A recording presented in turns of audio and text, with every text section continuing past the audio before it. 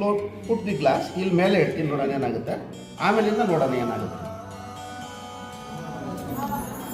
ಆರಾಯ್ತು.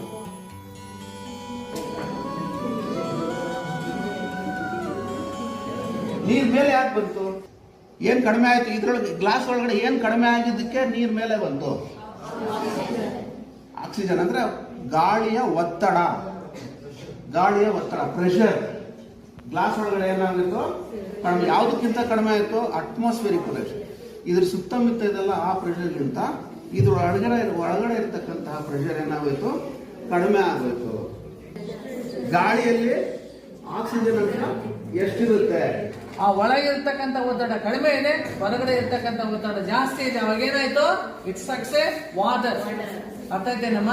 ಅವಾಗ ಏನಾಯ್ತು? ಒತ್ತಡ ಮೇಂಟೈನ್ ಆಗೋಯ್ತು. ನಾನೀಗ ಈ ಬಲೂನ್ ಅನ್ನ ಇದರಿಂದ ಊದೋದಕ್ಕೆ ಪ್ರಯತ್ನ ಪಡ್ತೀನಿ. ಈ ಬಾಟಲ್ ಫಸ್ಟ್ ಏನಾಗುತ್ತೆ ನೋಡೋಣ. ಊದಕ್ಕೆ ಆಗ್ತಾ ಇಲ್ಲ. ಇದರಲ್ಲಿ ಟ್ರೈ ಮಾಡ್ತೀನಿ ಏನಾಗುತ್ತೆ. ಈ ಬಾಟ್ಲು ವ್ಯತ್ಯಾಸ ಏನ್ ಗೊತ್ತಾ? ಸೊ ಇಲ್ಲಿ ಒಂದು ಹೋಲ್ ಮಾಡಿದ್ದೀನಿ ನಾನು. ಯಾವಾಗ ನಾನು ಇದನ್ನು ಊದ್ತೀನೋ ಇದ್ರೊಳಗಡೆ ಇರ್ತಲ್ಲ ಗಾಳಿ ಒತ್ತಡ, ಅದಕ್ಕೆ ಬೇರೆ ಹೊರಗಡೆ ಹೋಗಕ್ಕೆ ಜಾಗ ಇಲ್ಲ. ಅದು ಎಕ್ಸ್ಟ್ರಾ ಗಾಳಿ ತಗೊಳಕ್ ಸಾಧ್ಯ ಇಲ್ಲ. ಈ ಬಾಟ್ಲ್ ಒಳಗಡೆ ಎಕ್ಸ್ಟ್ರಾ ಗಾಳಿ ತಗೊಳಕ್ಕೆ ಸಾಧ್ಯ ಇಲ್ಲ. So the water is coming out ಅಲ್ಲ. ಬೆರಳು ತೆಗಿತೀನಿ. Suppose if I just open this. ಈ ಟ್ಯೂನಿಂಗ್ ಫಾರ್ಕ್ ಅಲ್ಲಿ ಇದು 2 France.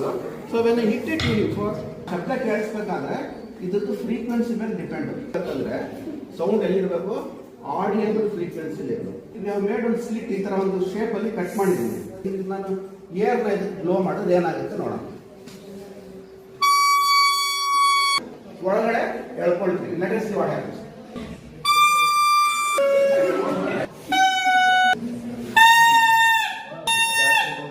Try to blow air.